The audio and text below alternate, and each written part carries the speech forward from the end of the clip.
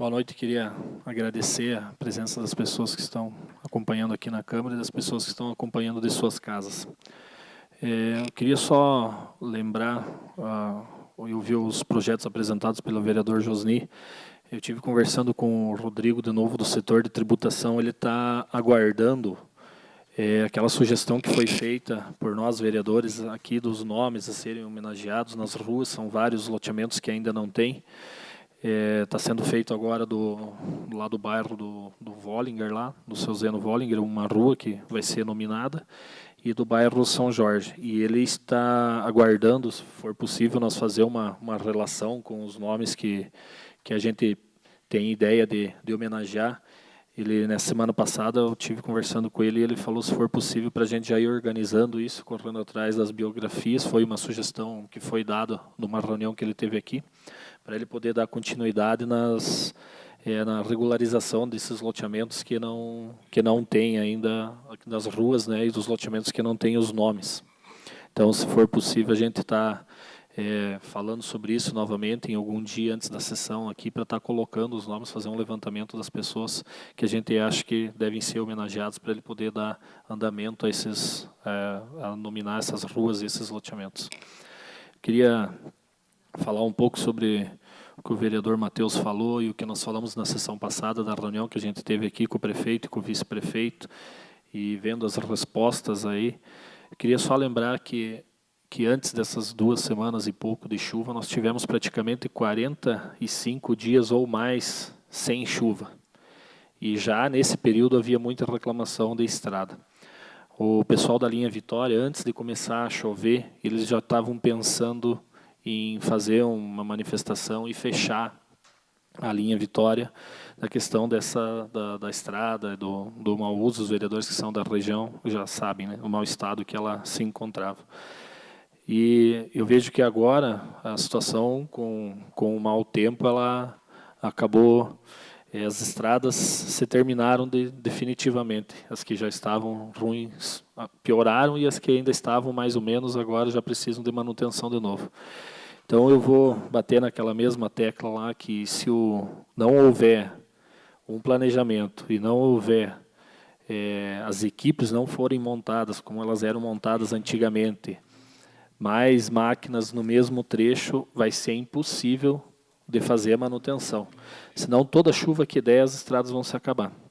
E antes desse período de chuva, dessas 2 semanas e meia de chuva, a gente já tinha problema de estrada, já havia vários vereadores comentando, fazendo solicitações para que as estradas tivessem sido feita a manutenção das estradas. Então, acho que o problema, a tendência é se agravar. Nós temos ainda a previsão de alguns dias ainda de chuva, pouca chuva, mas que se for mexer nas estradas já vai atrapalhar o trânsito e vai ficar, de repente, pior do que está. Então, eu acho que ele tem que se colocar no lugar daquelas pessoas que moram. Vi hoje comentários de uma outra região já que as máquinas passaram há pouco tempo, que o cidadão não pode sair da casa de novo. Então, tanta máquina nova. Nós aprovamos um projeto um empréstimo de R$2 milhões para a prefeitura adquirir as máquinas. Ano passado a desculpa era que as máquinas eram sucateadas, que não tinha. Agora esse ano tem as máquinas, veio dinheiro de alguns deputados para diesel, se não me engano, para abastecer essas máquinas e fazer o serviço. E ainda assim parece que o serviço está só aumentando e está sendo feito muito pouco. Então, se não fizer o que é dever da prefeitura mesmo, que é manter as estradas públicas e abandonar um pouco o serviço particular, eu sei que o serviço particular precisa, são várias propriedades que há muito tempo não tiveram esse serviço particular, mas se não dá uma parada, a gente não vai ter como recuperar, não vai conseguir recuperar essas estradas, ou pelo menos da condição de tráfego nelas. E a questão, vou me referir mais uma vez à questão das pedras britas aí, que teve uma licitação na prefeitura de R$800 mil de pedra brita, e continua a mesma polêmica. Pedra brita, caminhões de pedra brita sendo levados em terrenos particulares, e enquanto nas estradas públicas não consegue fazer a manutenção. Outra situação que eu queria me referir, a gente teve com relação a essas estradas várias fotos, vídeos, áudios das pessoas reclamando das estradas. Eu queria me referir um pouco, não só nessa questão dos serviços de estrada, mas em duas outras situações que eu fiquei sabendo hoje, atendimentos públicos que foram feitos e as pessoas foram mal atendidas. Então, teve nessa questão da estrada, teve um problema com um funcionário também, e hoje teve um problema sério na saúde. Eu não tive ainda a oportunidade de conversar com o secretário da Saúde, mas vou procurar ele a partir de amanhã, para ele fazer os esclarecimentos sobre o que aconteceu. E no final de semana, uma pessoa também achou que foi maltratada, né? Ela se declarou maltratada por um funcionário público ali por perto da prefeitura. Lógico que antes da gente fazer qualquer julgamento, a gente tem que ver os dois lados, se foi só parte do funcionário, foi só parte da pessoa também que de repente fez alguma coisa que foi chamada a atenção pela... Só que eu acho que o funcionário público, a função dele é trabalhar em prol do cidadão. Ele ganha um salário, ele recebe, ele passou num concurso e ele tem que prestar um serviço para o cidadão. Quando ele começa a tratar mal a pessoa, eu acho que quem está no comando, quem faz parte, o prefeito, o vice-prefeito, eles têm que tomar alguma atitude.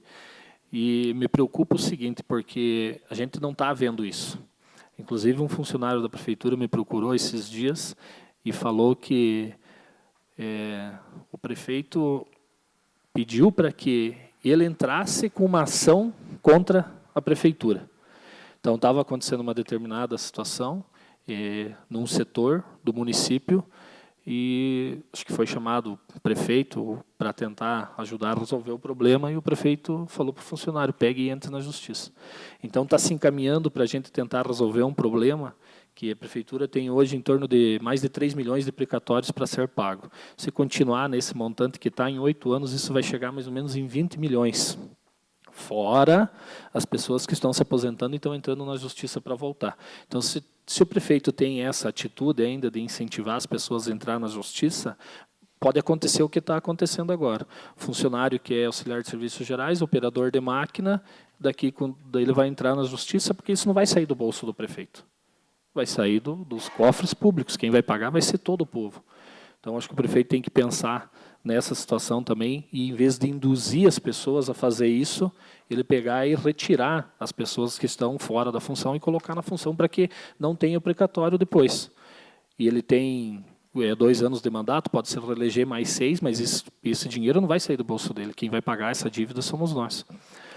Outra situação que eu queria me referir brevemente, aí, presidente, é com relação à eleição de domingo, que vai dar novos rumos aí ao nosso país. Pedir para que as pessoas analisem todas as situações de ambos os lados, não só de um lado, mas analisem tudo que está sendo dito ou está deixando de ser dito, porque enquanto a eleição está sendo disputada, as pessoas elas são boazinhas e têm que conquistar o voto, prometem tudo. Depois, quando passa, a gente já viveu essa situação, sabe como é isso? A tendência é que quem está no poder vai mandar. E é o que está acontecendo no nosso município, isso reflete no Estado e reflete no país. Então, peço que as pessoas analisem os congelamentos que teve nas principais áreas de atendimento do poder público, que são educação e saúde. A previsão do salário mínimo para o ano de 2018 era R$ 1.002, aumentou somente R$ 17, foi para 937 para 954. Então, todas essas situações, antes da gente decidir o rumo de um país e para quem vai votar, devem ser analisadas. No mais, queria agradecer a presença de todos e deixar o convite para a próxima sessão. Obrigado.